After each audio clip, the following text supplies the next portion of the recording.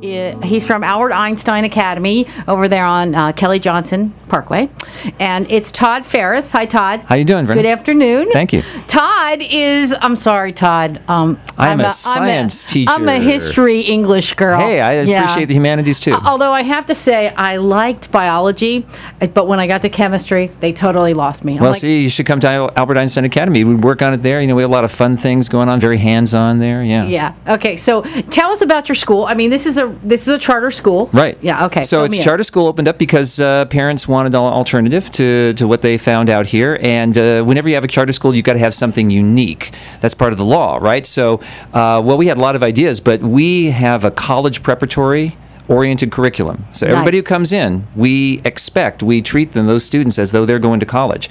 Whether they thinking about it or not, you know, it's 7th grade, but they get thinking about it very soon because we have a very rigorous curriculum, and but it's a lot of fun. So we kind of balance things out there, and we have a kind of a team approach. We have a great set of instructors. They all share the same vision, which is, you know, care for the students, get them oriented toward college, make it fun for them. Right. Teach them how to... you know, if you can make it fun, then we can learn anything. Absolutely. I mean, I think that's, again, was my problem. My chemistry teacher was the most boring 80-year-old man you're ever going to want to meet. Right. And I used to sit in the class and read a book behind the chemistry book. You know something's going wrong when you see that. And he never even cared. But I had straight A's except for that class. So it's all about the teacher. And we got, you know, I have to bow down and thank teachers of this world because you're not paid enough for the job you do. You're training the minds that are going to run this country. You should be paid better. Sorry. But well, we appreciate the support, but, you know, we have parents that give us great support, including sometimes, you know, helping us out, donating items and things like that. But really,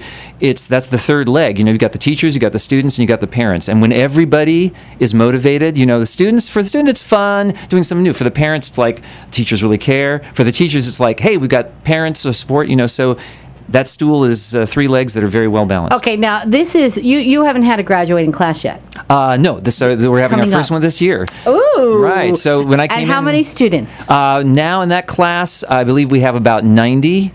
Wow. So let's see. No, I'm sorry. That's not right because 75 maximum per class. So it's looking at about 70. We're just under. That first year, we, you know, didn't get everybody filled out. But since then, during the lotteries that we have, because we're a charter school and we have open lotteries, we don't have enough space. Wow. So, you know, and that's great though because everybody wants to be in it. So it boosts the spirit of the teachers knowing those kids are there because they want to be. And again, let me just say, you are the most animated science teacher I've ever met. I guess I've been to school the way I am. a lot. No, when I was a teenager or when I was a child, I went to probably 6 or 7 different schools because we moved. And I was a straight A student in all the schools. I was teacher's pet in every school except for science. What was that about? No.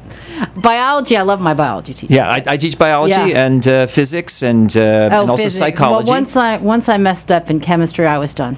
Yeah, but see, that's the problem, and especially with women, you know, with young girls, they're like, academics are great. They get to middle school or something, they get science and math, and either because they think it's not right for them or whatever, they have a bad teacher, bad experience, and they drop out, and you know, we need everybody we can in science and technology. We really do. And because women are just as smart as men, or girls are just as smart as boys. Absolutely, research bears that out. Yeah. Whatever people might think, you know. I think they used to push the boys a little harder in the math and the sciences when we were younger. But not anymore. Yeah, I think that was an older expectation, you know, and there's a lot of research showing that if teachers kind of expect something to happen, they will act that way, even if it's kind of unconscious. And so in our training now, you know, we know that. Teachers that are well-trained know that. They balance that out. They don't show biases. In fact, I mean, everybody that I know of at the school is always encouraging. Yes. You know, because...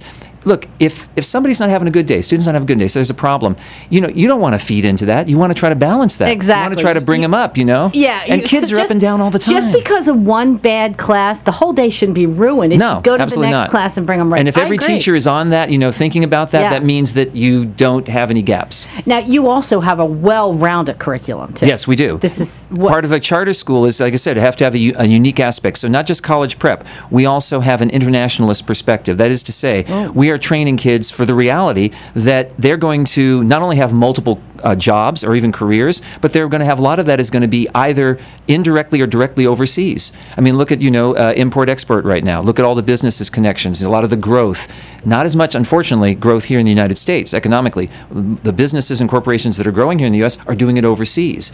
I have friends, the different ages, some coming out of college. They're saying, I got a job, but it's in New York, and then I have to go to Europe, or I have to go to China, or they have to learn a language. And you teach Chinese. We have Chinese, we have Arabic, we have Hebrew. Let me ask you this. How many years of Chinese will you teach? As many as the student wants, but we have it all the way up through third year. So all our languages go 3 years. Okay. And of course we have Spanish, which is very traditional, very useful in Southern California.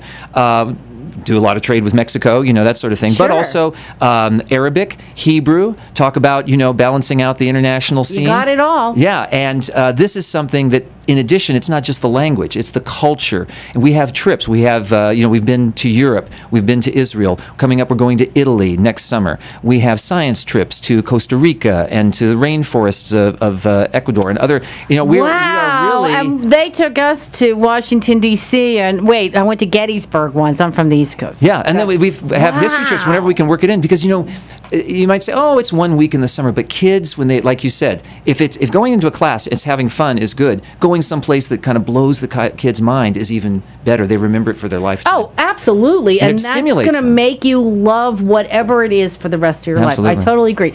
Now, if I was a parent, which I'm not, how would I get my child into your school, and how long's the waiting list and stuff like that? Right. We are a charter school and an open enrollment school, which means we take not just from the Hart District, which is our affiliate, but also from anywhere basically a parent can apply for, because the law states that a parent can apply through open enrollment from any district. Now, of course, it's usually limited by transportation. We have kids coming from San Fernando Valley, from far away. We have kids, of course, a lot from the local, mostly from the local area. And what they have to do is they have to contact the school either through our website, which is ealas.org, or they call... a little slower on that one. Okay, ealas.org. It's Einstein Academy of Letters, Arts, and Sciences, because we're all those things, .org. And you go there and you click on apply and you get application.